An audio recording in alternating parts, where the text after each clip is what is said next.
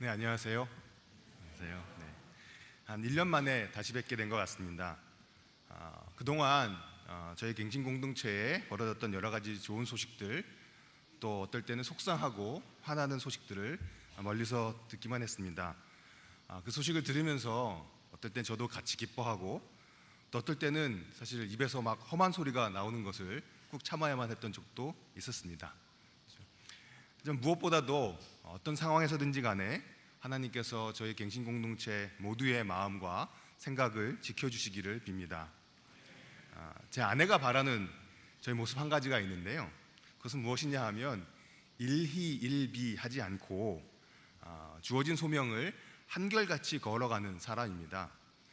그래서 이제 한결같이 이 단어가 핵심이겠죠.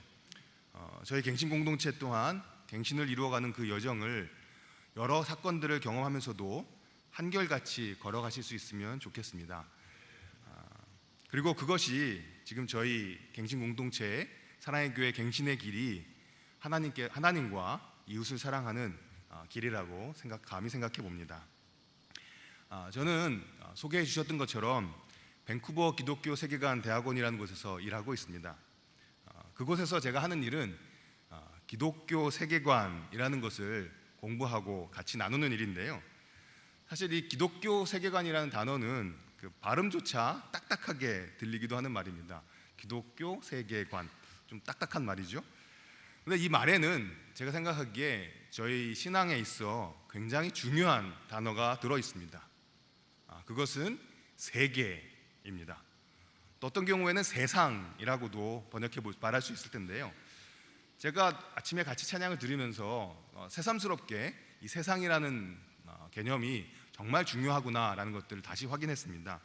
저희가 드렸던 찬양에 보게 되면 세상을 치유하며 주 섬기게 하소서, 물이 바다 덮음같이 여호와의 영광을 인정하는 것이 온 세상에 가득하리라. 저희가 세상이라는 단어가 얼마나 중요한지를 생각하고 여러 찬양들을 드리다 보면 굉장히 많이 나오는 단어구나, 그만큼 중요하구나, 이런 생각을 해보게 됩니다. 그래서 저는 오늘 세상에 관해서 이야기를 좀 나누고 싶습니다. 다르게 이야기해보면 오늘 말씀을 통해서 저는 저희들의 신앙의 경기장이 어디인지를 좀 물어보고 싶습니다. 오늘 말씀의 부제가, 말씀의 제목을 드리고 나서 이렇게 생각이 났는데요. 이렇게도 말해볼 수 있을 것 같습니다. 하나님의 월드컵. 월드컵이라는 말에도 월드, 세상이 들어가 있지요. 사실 오늘 그 월드컵 결승전이 있는 날인데요. 지난번에 독일전 경기에서 손흥민 선수가 질주해서 넣은 골을 보셨을 것입니다. 굉장히 통쾌한 골이었습니다.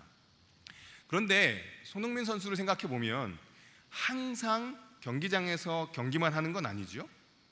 그러니까 팀을 짜가지고 패스 연습도 하고, 또 이렇게 헬스클럽에서 근력도 기르고, 또 식이 조절도 해야 될 거고요.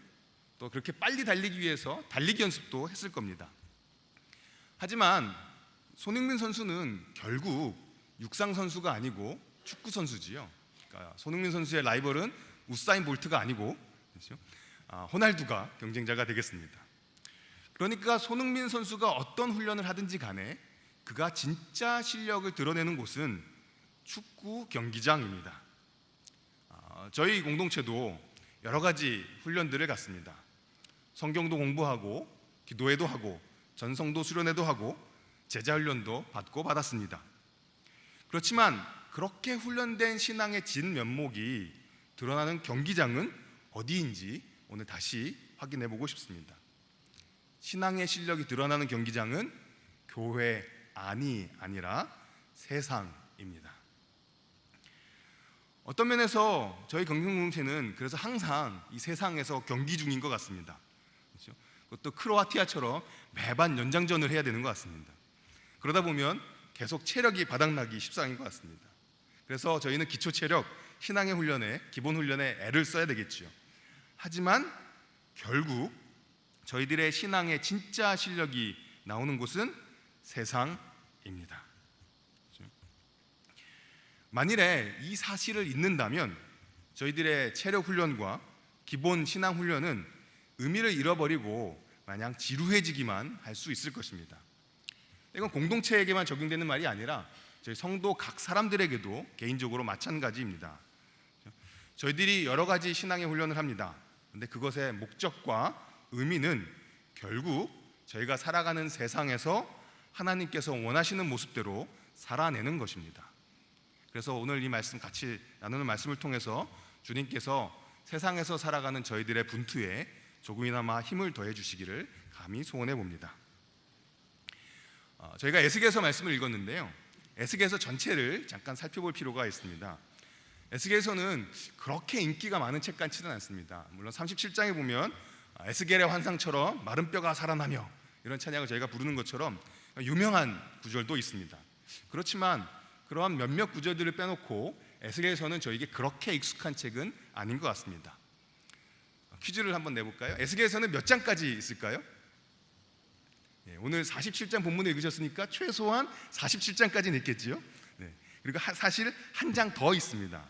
48장까지 있는데요, 이 48장까지의 에스겔서를 이렇게 잘 살펴보면 한 세 부분 정도로 사람들이 나누게 됩니다. 1장부터 24장까지는 유다와 예루살렘에 관한 심판의 이야기가 나오고요, 25장부터 32장까지는 이방 민족들을 향한 말씀이 담겨져 있습니다. 그리고 이제 마지막 부분인 33장에서 48장에는 구원과 희망의 메시지가 선포됩니다. 이 짜임새 중에서 전환점이 되는 장이 있습니다. 그것은 24장인데요, 24장에서 예루살렘의 멸망이 기록됩니다. 그래서 이 에스겔서는 24장을 기준으로 전반부의 이야기와 후반부의 이야기가 짝을 이루는 것들이 많이 있습니다. 그 중에 하나가 예루살렘 성전에 있었던 하나님의 영광의 움직임에 대한 것입니다.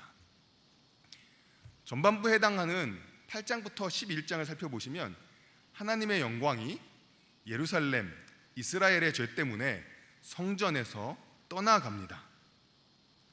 전반부엔 하나님의 영광이 성전에 있는 백성의 죄악들로 인해 성전에서 떠나갑니다. 그런데 마지막 부분을 보시게 되면 이제 그렇게 나라가 망해서 포로로 잡혀갔던 에스겔이 환상을 봅니다. 그 환상 가운데 성전의 회복을 봅니다. 회복된 성전으로 하나님의 영광이 돌아옵니다. 회복된 성전의 영광을 볼 때마다 저희 가운데 회복시켜 주실 하나님의 영광을 더욱 소원하게 됩니다. 회복된 성전에 하나님의 영광이 돌아오는 것, 그것이 에스겔서 마지막 부분에 굉장히 중요한 주제입니다. 특별히 40장부터 46장까지 그 이야기가 기록되어져 있습니다. 그런데 여기서 저희가 중요한 사실 하나를 확인을 해야 됩니다. 그것은 무엇이냐 하면 저희가 퀴즈를 통해서 확인했던 것처럼 에스겔서가 하나님의 성전의 영광이 회복되어지는 46장에서 끝나지 않고 성전 너머 세상의 회복까지 바라보고 있다는 것입니다. 에스겔서는 성전의 회복으로 끝나지 않습니다. 저희가 바라는 회복의 마지막은 성전의 회복이 아닙니다. 마지막 47장과 48장은 성전이 하나님의 관심의 전부가 아니라는 것을 저희에게 알려줍니다. 성전 너머의 세상, 그것이 하나님이 바라시는, 하나님이 관심 갖고 계신 궁극의 장소입니다. 이제 그런 47장과 48장을 조금 자세하게 살펴보고 싶습니다. 저희가 오늘 시간 때문에 47장 1절부터 12절만 읽었지만 제가 같이 나누는 말씀은 47장과 48장 전반적인 내용이 되겠습니다. 오늘 첫 번째 주제는 생명을 주는 강입니다. 40장에서 46장까지 에스겔은 회복된 성전을 둘러보았습니다. 성전의 부엌을 마지막으로 성전을 둘러보기를 마쳤던 에스겔은 이제 성전 건물의 문 앞에 이릅니다. 그리고 거기서 그는 동쪽을 향한 성전 건물의 문의 문지방에서 흘러나오는 물을 봅니다. 여기 사용된 히브리어를 살펴보면요, 마치 영화에서 이렇게 클로즈업이 되는 듯한 느낌을 줍니다. 성전 문지방에서 흘러나오는 물을 카메라가 크게 잡습니다. 근데 이제 그 물은 성전 안뜰에 있는 제단 쪽으로 동쪽을 향해서 흘러갑니다. 그리고 제단을 넘어서 계속 동쪽으로 흘러갔던 물은 이제 동쪽 문에 이르게 됩니다. 근데 그 동쪽 문은 하나님의 영광이 성전으로 회복되어지면서 닫혀버렸던 문입니다. 에스겔서 44장 1절과 2절 말씀을 보시면요, 말씀을 같이 잠깐 볼 수 있을까요? 네. 이렇게 기록되어 있습니다. 그가 나를 데리고 성소의 동쪽을 향한 바깥문으로 돌아오시니 그 문이 닫혔더라. 여호와께서 내게 이르시되 이 문은 닫고 다시 열지 못할지니 아무도 그리로 돌아오지 못할 것은 이스라엘 하나님 나 여호와가 그리로 들어왔음이니라. 그러므로 닫아둘지니라. 이 문은 하나님이 통과하신 문입니다. 그렇기 때문에 그 이후에 아무도 출입을 하지 못하고 있었습니다. 그런데 하나님이 통과하시고 잠겨버렸던 그 문으로 이제 물이 새어나오고 있습니다. 문이 닫혔다는 얘기는 하나님이 세상과 구별되신다는 의미일 것입니다. 그런데 그렇게 굳게 닫혔던 문 사이로 물이 스며 나오고 있습니다. 실제로 문이 닫혀 있었기 때문에 이 흘러나와서 바깥으로 가는 물을 보기 위해서 에스겔은 동쪽 문을 사용하지 못하고 북쪽 문을 통해서 돌아 나와야만 했었습니다.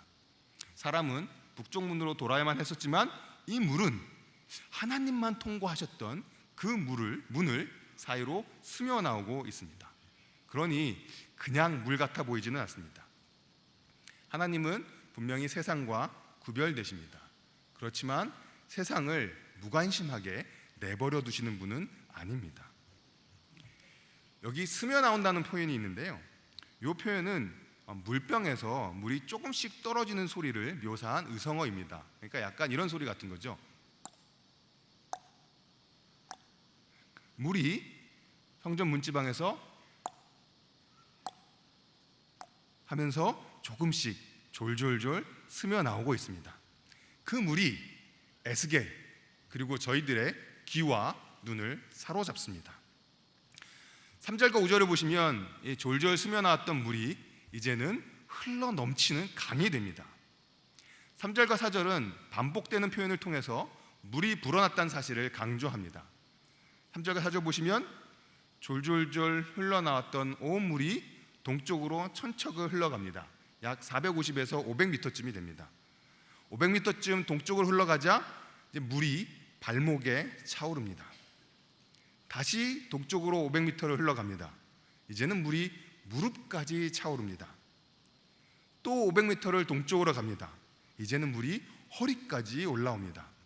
한 번 더 동쪽으로 500m를 흘러가더니 이제는 사람이 건너지 못할 큰 강이 됩니다. 성전 문지방에서 그야말로 졸졸졸 흘러 스며 나왔던 물이 조금씩 불어오르더니 동쪽으로 2km쯤 가자 마침내 큰 강이 되었습니다. 헤엄을 칠 만큼 깊은 물이 되었습니다. 헤엄은 칠 수는 있지만 사람이 건너기에는 힘들 만큼 큰 강이 되었습니다. 그래서 본문은 이제는 그냥 물이라고 부르지 않고 강이라고 부르고 있습니다. 엄청난 변화입니다. 그렇지만 이어지는 본문을 보면 이런 물의 양의 변화는 에스겔이 보게 될 성전 너머 세상의 변화에 비하면 아무것도 아니었습니다. 에스겔을 안내하던 존재가 에스겔에게 묻습니다. 보았느냐 인자야. 에스겔은 물이 큰 강이 되었다는 사실에 놀랐을 것입니다. 하지만 아직도 놀랄 것이 많이 남아 있습니다. 7절에서 에스겔이 강가에 이르렀을 때 그의 눈앞에는 심이 많은 나무들이 강가 이편 저편에 있는 장면이 펼쳐집니다. 그리고 8절을 보시면 그 강물은 아라바로 흘러갑니다. 아라바는 요단 계곡을 지칭합니다. 요단 계곡으로 흘러갔던 그 물이 이제는 바다로 갑니다. 바다는 지금의 사해를 말하는 말입니다. 성전에서 물이 시작되었습니다. 불어났던 강물은 이제 죽음의 바다인 사해를 되살립니다. 강물은 바닷물을 회복시켰습니다. 그런데 그 바닷물만 회복시킬 뿐만 아니라 이제는 그 속에 사는 모든 생물들을 살려낼 것입니다. 그래서 그 바다에는 한때는 죽음의 바다였던 그 사해에 물고기들이 심히 많아질 것입니다. 그야말로 이 강물은 치료와 회복의 강물입니다. 그리고 이 자연 세계만 이 강물의 기운을 받지 않습니다. 이 강은 자연을 넘어서 사람들에게도 복이 됩니다. 1절에 보시면 엔게디라는 지명이 나오는데요, 염소의 샘이라는 뜻입니다. 에네글라임이라는 지명도 나옵니다. 이 각 지명은 사해 서편과 동쪽 해안 지역의 이름입니다. 아무것도 살지 못했던 바다가 있었습니다. 그런데 그 바다에 생명의 강이 흘러와서 그 바다를 생명으로 가득 채웠을 때 이제 그 주변 지역들 또한 유익을 누리게 됩니다. 10절을 보시면 이제는 바다가 아니라 큰 바다라는 표현이 나오는데요, 이 큰 바다는 지중해를 의미합니다. 그 큰 바다 지중해처럼 사해에 각양각종의 물고기들이 많아질 것입니다. 그러면 그 물고기들을 잡고자 하는 어부들 또한 모여들게 될 것입니다.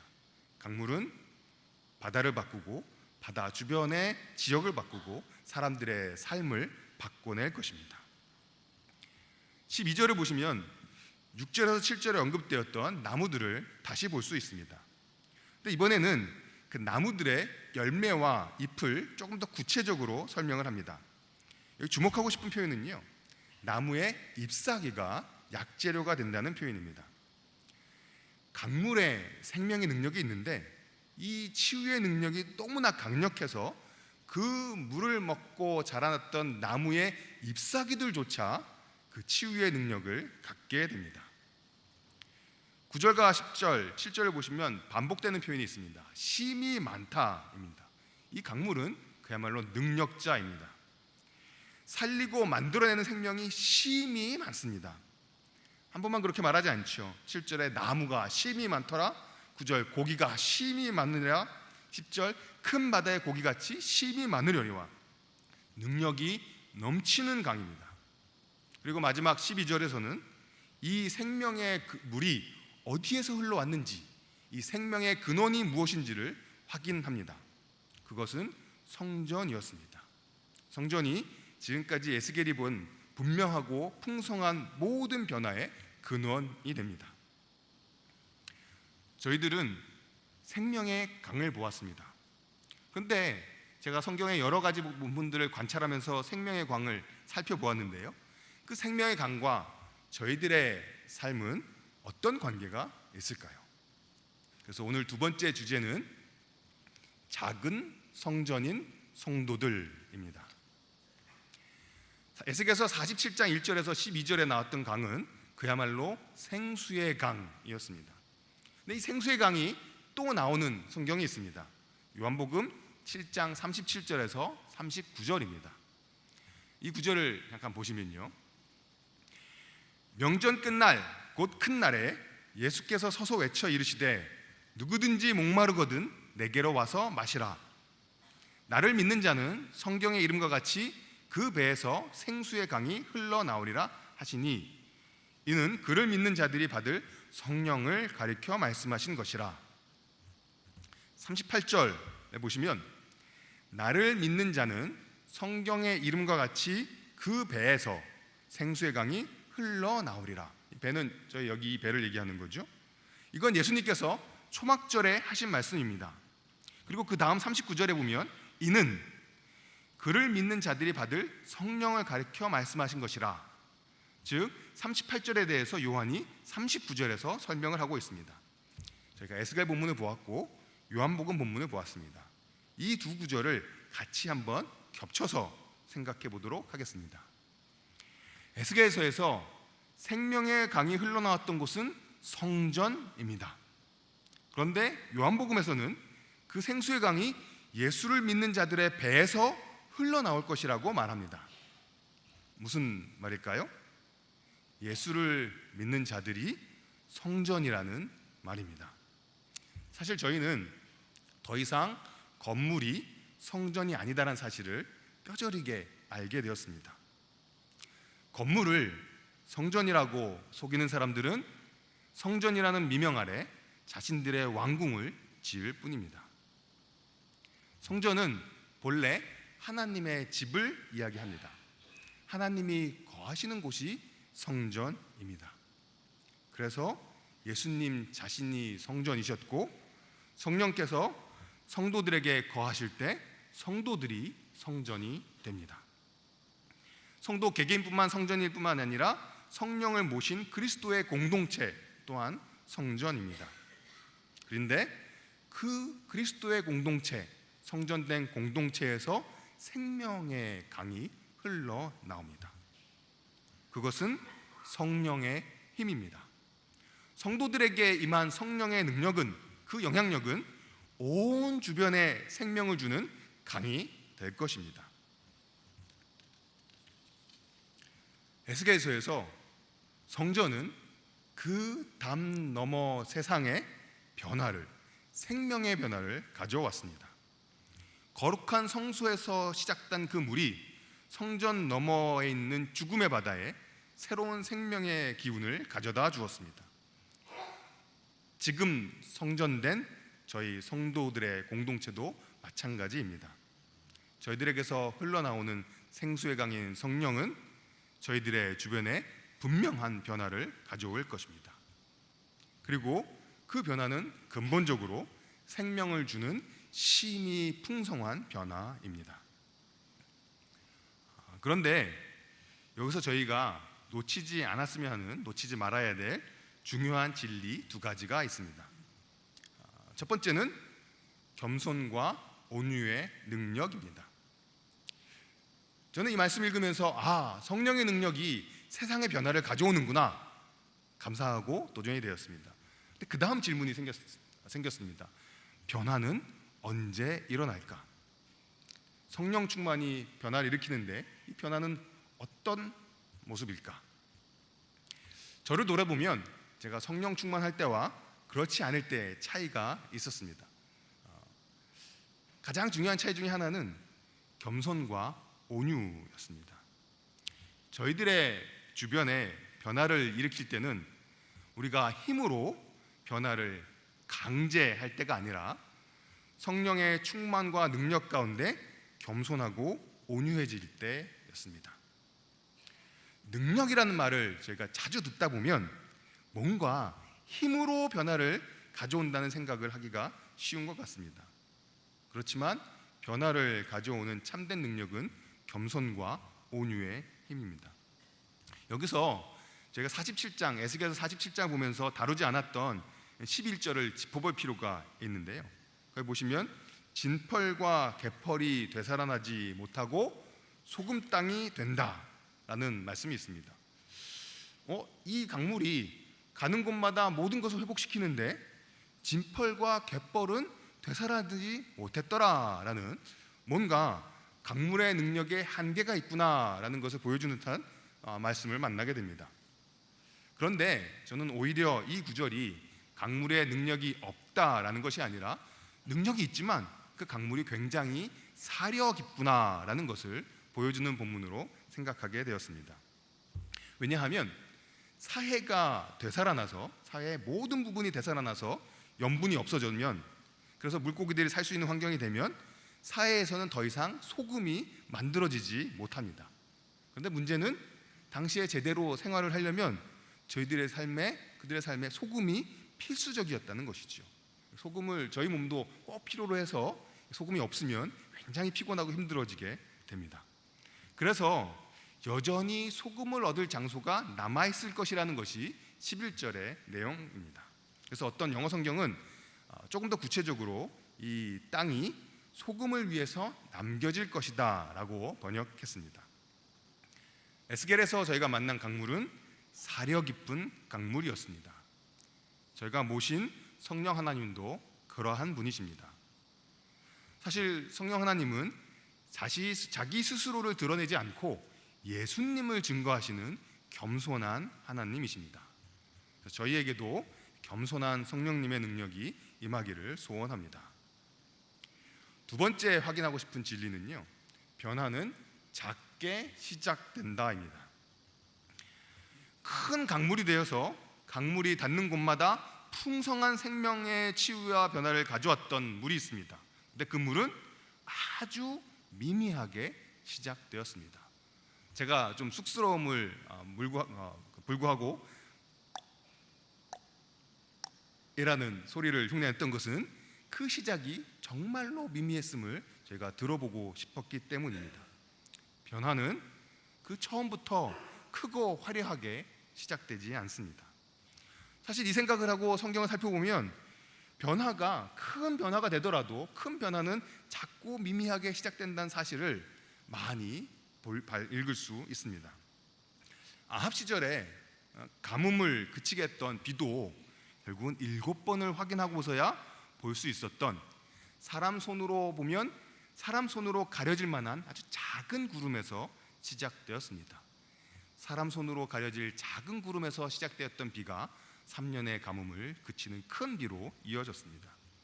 엘리야에게 말씀하셨던 하나님의 음성도 세미한 음성이었습니다. 하나님의 나라는 작은 겨자씨에서 시작합니다. 저희들은 큰 강을 처음부터 당장 만나고 싶습니다.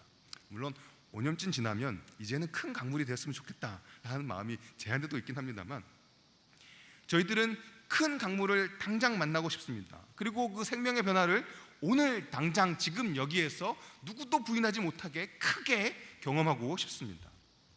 그런데 그렇게 큰 능력의 큰 강을 만나려면 저희들은 문지방에서 졸졸졸 스며 나오고 있는 작은 물줄기를 결코 무시해서는 안 됩니다.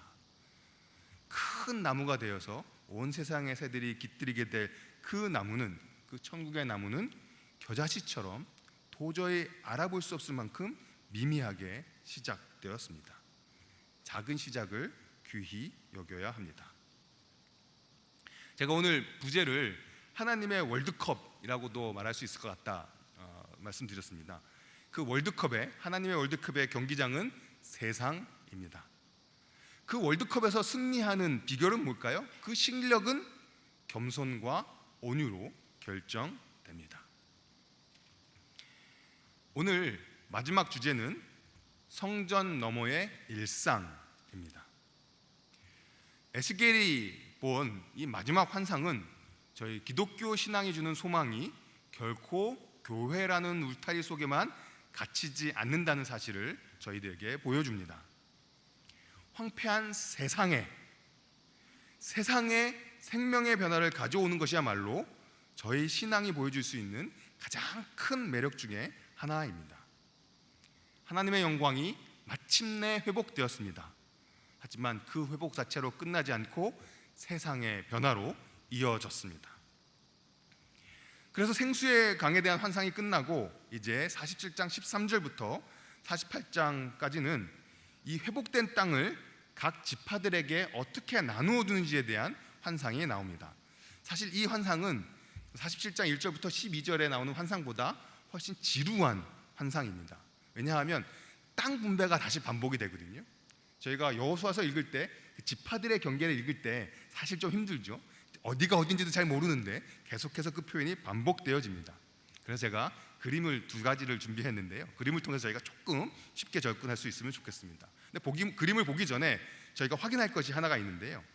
이 땅 분배의 환상을 읽다 보면 이 세상에서 벌어질 변화의 2가지 중요한 특징을 확인하게 됩니다. 첫 번째는 공평입니다. 그리고 2번째는 포용입니다. 첫 번째로 세상에서 벌어지는, 저희들의 겸손과 온유를 통해서 벌어지는 그 변화의 첫 번째 특징은 공평입니다. 47장 14절을 잠깐 보았으면 좋겠는데요. 47장 14절을 보시면 이런 말씀이 있습니다. 내가 옛적에 내 손을 들어 맹세하여 이 땅을 너희 조상들에게 주었다고 하였나니 너희는 공평하게 나누어 기업을 삼으라. 이 땅이 너희의 기업이 되리라. 공평하게 나누어 기업을 삼으라. 이스라엘의 12지파에게 이 땅이 공평하게 나누어집니다. 그래서 저희가 첫 번째 그림을 보겠습니다. 아까 보여주셨던 그림은 사실 2번째 그림이고요. 이거 말고 이스라엘 전체 지도가 있는 그림이 있습니다. 네. 이 그림을 보시면 땅이 공평하게 나눠졌다는 사실이 아주 극단적으로 드러납니다. 경계가 직선입니다. 저희가 여호수아서에서는 실제 현실의 땅을 나눠줬기 때문에 그 지형에 따라서 이 경계들이 들쭉날쭉하고 인구수에 따라서 크기가 조금 차이가 있는데요, 이 에스겔서에 나와 있는 그 환상에서 벌어진 땅의 분배는 직선으로 경계가 이루어져 있습니다. 공평함이 가장 극단적으로 드러나는 땅 나눔입니다.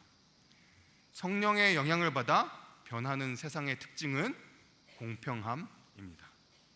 그리고 두 번째 변화의 특징이 있는데요, 그것은 포용입니다. 22절과 23절을 읽어보겠습니다.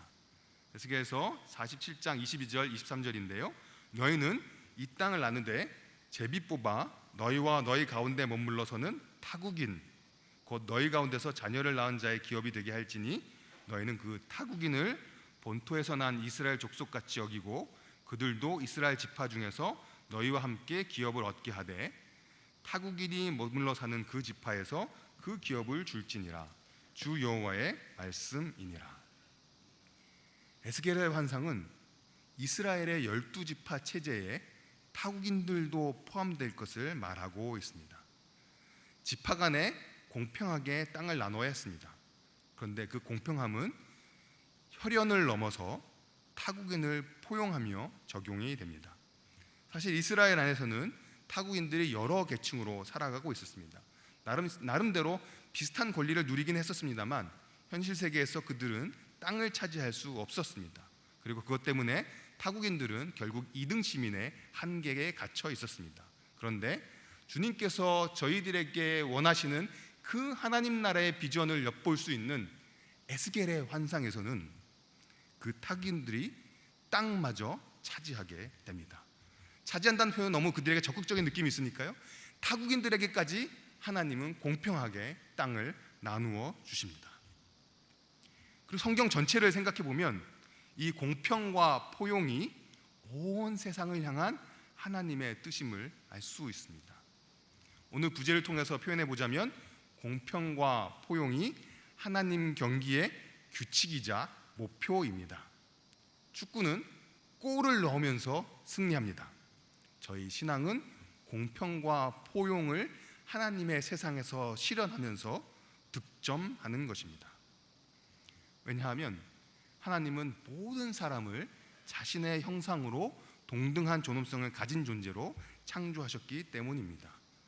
성별이나 나이나 사회적인 신분이나 경제적인 지위나 인종이나 그리고 조금 저희가 생각할 것이 있지만 종교가 어떠하든지 간에 사람이라면 모두가 하나님의 형상입니다. 하나님의 창조는 평등하고 모든 사람을 포용하는 창조입니다.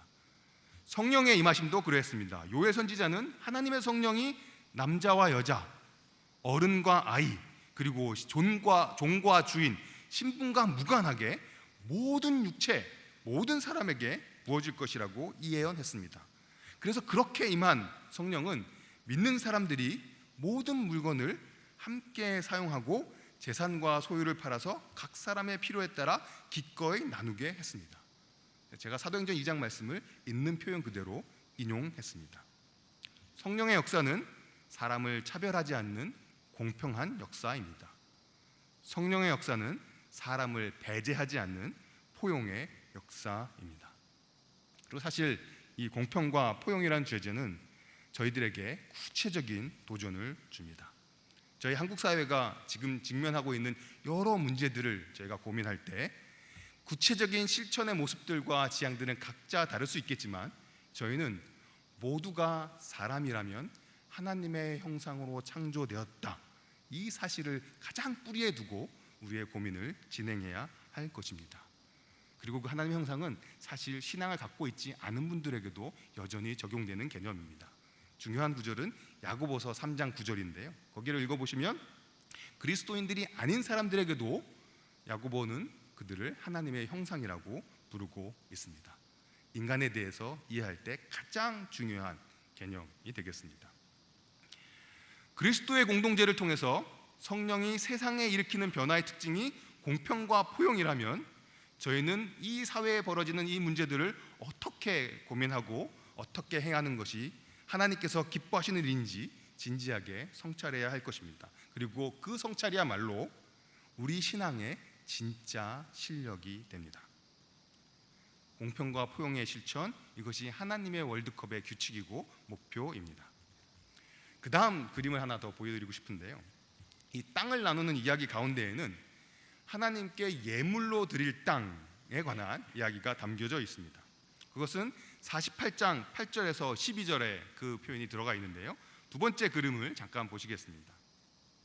이 두 번째 그림은 아까 반듯반듯하게 나눠졌던 그 지파들의 땅 한가운데 부분을 좀 더 확대한 것인데요, 여기에 보시게 되면 이 전체가 하나님께 예물로 드릴 땅이라고 묘사됩니다. 하나님께서 예물로 기쁘게 받으시는 땅입니다. 근데 그 땅에는 제사장에게 줄 땅이 들어가 있습니다.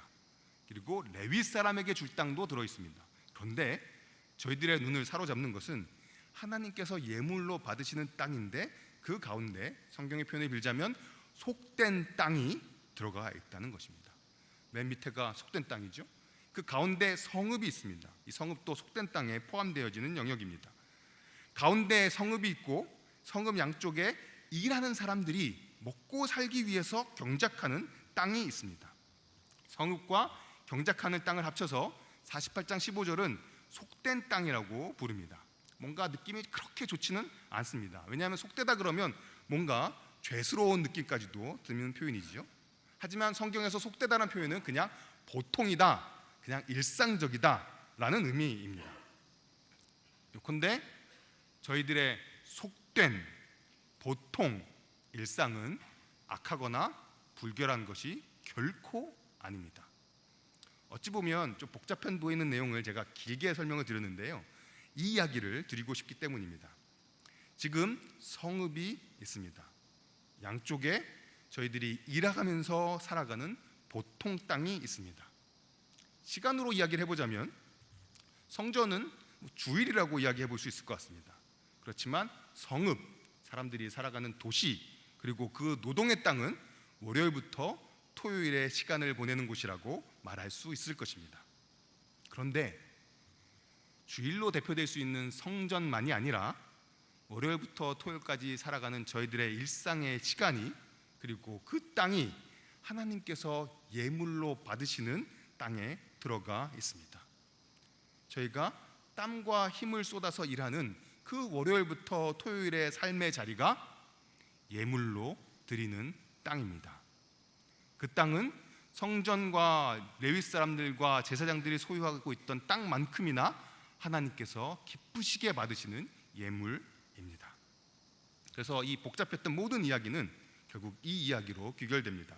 우리의 보통 일상인 일의 자리도 하나님께 드려질 예물이라는 사실입니다. 에스겔서 이 마지막 환상의 중요한 특징은 이렇게 새롭게 공평하고 포용 가운데 나눠질 그 기업의 땅 중심에 하나님께 예물로 드릴 땅이 존재한다는 것입니다. 그 가운데 중앙에 성소가 위치합니다. 하나님이 모든 것의 중심이 되실 것입니다.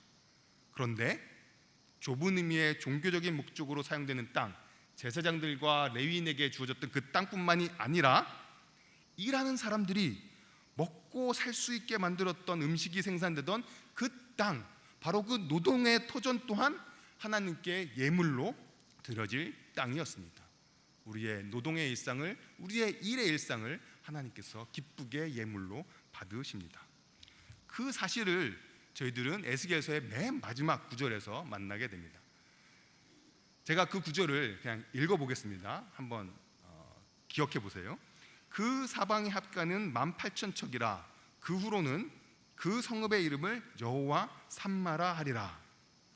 제가 이 구절을 읽고 종종 퀴즈를 드리는데요, 오늘 두 번째 퀴즈죠. 여호와 삼마라는 말은 꽤 유명한 표현입니다.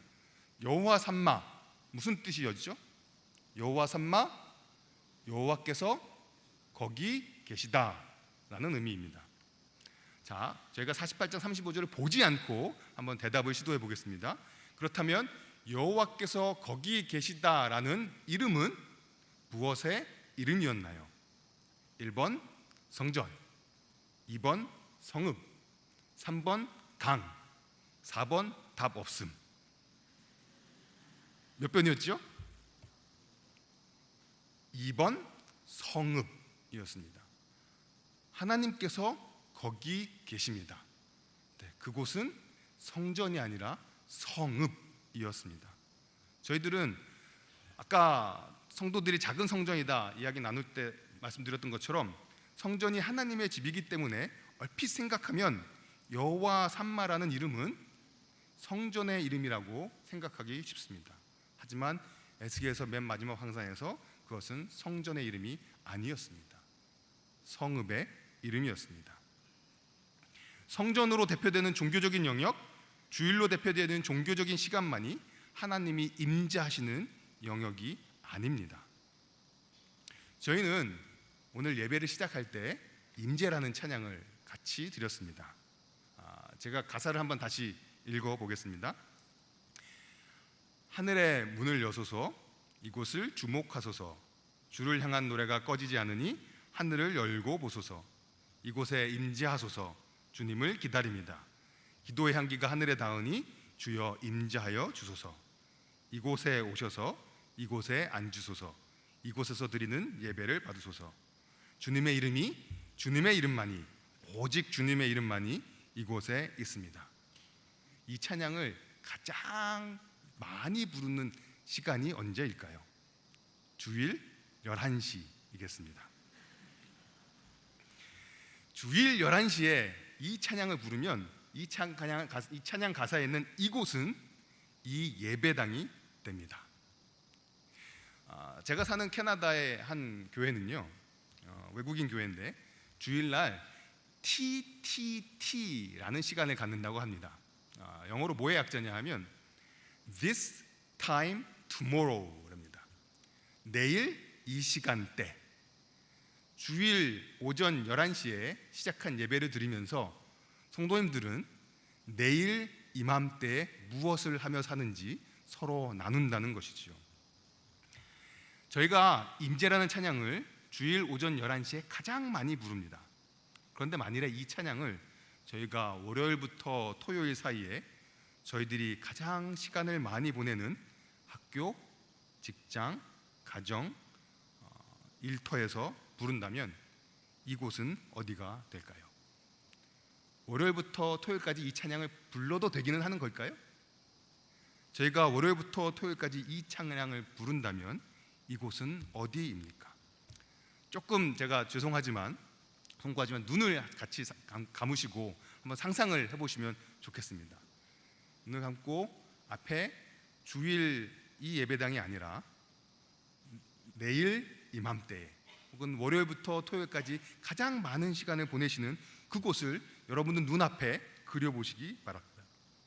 성경에서 속된 땅이라고 불러서 뭔가 죄송했던 우리들의 삶의 장소였지만 사실은 그 장소가 하나님께서 기쁘시게 받으시는 예물의 장소입니다. 그 자리에서 우리가 이 찬양을 부른다고 한번 생각해 보았으면 좋겠습니다. 하늘의 문을 여소서, 내가 지금 살아가고 있는 이 삶의 자리를 주목하여 주소서. 이 삶의 자리에 임재하여 주소서. 내가 이 자리에서 주님을 기다립니다. 내가 여기서도 월요일에서 토요일에 이 자리에서도 주님께 기도합니다. 주여 이 자리에 임재하여 주소서. 이곳에 예배당뿐 아니라 우리의 직장에, 우리의 학교에, 우리의 가정에, 우리의 일터에 오셔서 이곳에 앉으소서.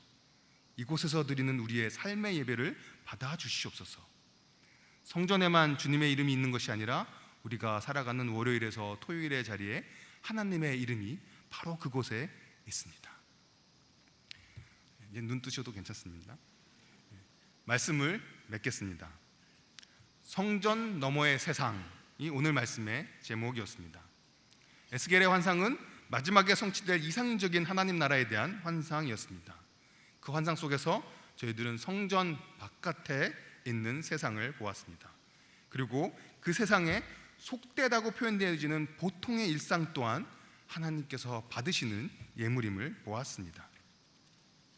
성전은 그 너머에 있는 세상과 무관한 홀로 거룩하기만 한 장소가 아닙니다. 높은 담으로 둘러싸여 있어서 구별되어져 있습니다. 하나님은 초월하시는 분이십니다. 그러나 그 문지방에서 스며나온 생명의 강은 우리가 세상에서 살아가는 존재임을 보여줍니다. 저희가 성령의 능력으로 성전 너머 세상의 변화를 가져오는 존재라는 사실을 보여줍니다. 세상에 성령의 능력으로, 겸손과 온유의 능력으로 공평과 포용의 변화가 있기를 소원합니다. 하나님은 자신의 백성들과 함께 하시는 하나님이십니다. 그 하나님께서 함께 해주시는 보통 일상이야말로 우리들의 거룩한 산제사가 드려지는 여호와 삼마의 장소입니다. 월드컵 이야기를 했으니까 월드컵으로 정리해야 되겠죠. 저희들의 신앙의 실력이 진짜로 드러나는 경기장은 성전 너머의 세상입니다. 경기의 목표는 공평과 포용의 실현입니다. 실력은 겸손과 온유로 드러납니다. 성전 너머의 세상, 하나님의 월드컵의 경기장에서 성령이 주시는 온유와 겸손의 능력으로 공평과 포용이 규칙인 삶의 경기에서 참된 승리를 누리시는 우리 갱신 공동체 모든 성도님들이 되시기를 소원합니다. 함께 기도하겠습니다. 살아계신 하나님 아버지, 감사합니다. 성령의 능력으로 우리를 성전으로 불러주셔서 감사합니다. 성전의 능력이 우리 가운데 머물지 않게 해주시고 하나님께서 독생자를 주시기까지 사랑하셨던 그 세상에 참된 변화를 가져오게 하여 주옵소서. 그래서 저희가 주님을 나중에 만나게 되었을 때 작은 일에 충성하였던 착하고 충성된 종이라는 말을 제가 들을 수 있도록 도와주시옵소서. 우리 가운데 성령의 능력을 주시고 겸손과 온유로 무장케 하셔서 하나님께서 맡기신 그 세상 가운데 하나님의 뜻을 온전히 드러내게 하여 주옵소서. 감사함이 예수님의 이름으로 기도했습니다.